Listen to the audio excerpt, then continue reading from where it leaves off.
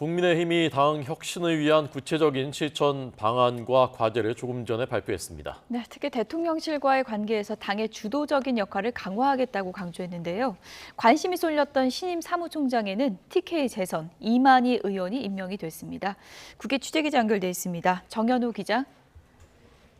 네, 국회입니다. 네, 국민의힘이 강서구청장 보궐선거 패배 후폭풍에 휩싸여 있는데요. 조금 전에 구체적인 쇄신안을 발표했죠. 네, 휴일인 어제 4시간 넘는 비공개 의원총회를 거쳐 김기현 체제 아래에 쇄신을 선택한 국민의힘 서민 친화적 국정 운영과 상향식 공천 등 3대 혁신 방향을 언급했습니다. 당 혁신기구 설치, 총선 체제 조기 출범, 인재영입위원회 별도 구성 등 실천 방안도 함께 내놨는데요. 특히 관심을 끈 대통령실과의 관계 재설정과 관련해서 김기현 대표는 당의 주도적인 역할을 부각했습니다. 민심과 동떨어진 사안의 시정을 적극적으로 요구해서 관철하겠다며 당과 정부, 대통령실 사이에 보다 건강한 관계를 강조했습니다. 지난 강서구청장 보궐선거 후보 공천 과정에서 당이 제 의견을 내지 못하는 등 당과 대통령실 관계가 수직적이라는 당 안팎의 지적을 고려했다는 해석이 나오고 있습니다. 선거 패배 책임을 지고 일괄 사퇴한 임명직 당직자 후임 인선 결과도 발표됐습니다. 내년 총선 공천 실무를 책임질 신임 사무총장으론 TK 재선 출신의 이만희 의원이 임명됐습니다. 지명직 최고위원은 시각장애인인 비례대표 김혜지 의원, 당내 싱크탱크 여의도연구원 원장은 수도권 재선 출신 김성원 의원이 맡게 됐습니다. 수도권 인사 전진 배치와 사회적 약자 대변 등의 방침을 찍었다는 분석입니다.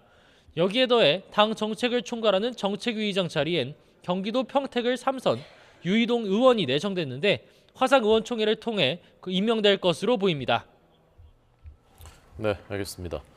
오늘 국정감사는 어떻게 진행됩니까? 네, 헌법재판소와 군사법원, 한국토지주택공사 등을 대상으로 2주차 국정감사가 진행됩니다. 서울 강서구청장 보궐선거 후폭풍으로 다소 주목도가 떨어진 첫 주가 지난 만큼 전국 주도권을 쥐기 위한 여야 신경전이 더욱 거세질 것으로 보입니다. 우선 헌법재판소 등을 대상으로 한 법사위 국감에선 이균용 전 대법원장 후보자 낙마 사태를 둘러싼 갈등이 예상됩니다. 검찰 수사권 일부를 확대하는 검수 원복 시행령의 위헌성 여부도 쟁점입니다. 검수완박법의 입법 취지에 어긋난다는 야당에 여당은 위법성이 없다고 맞설 것으로 보입니다.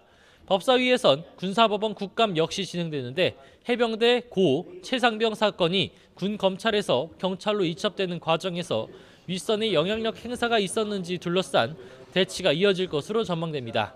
서울경찰청 등을 대상으로 한 행안위 국정감사에선 오는 29일로 일주기를 앞둔 이태원 참사 책임 소재가 도마 위에 오를 것으로 예상됩니다.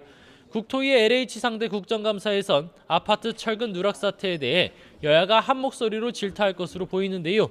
다만 그 책임을 두고선 전 정권에서 이어진 건축 이권 카르텔 때문이라는 국민의힘과 철근 누락 아파트는 대부분 윤석열 정부 때 시공이 시작됐다는 민주당의 주장이 첨예하게 맞설 것으로 보입니다. 지금까지 국회에서 전해드렸습니다.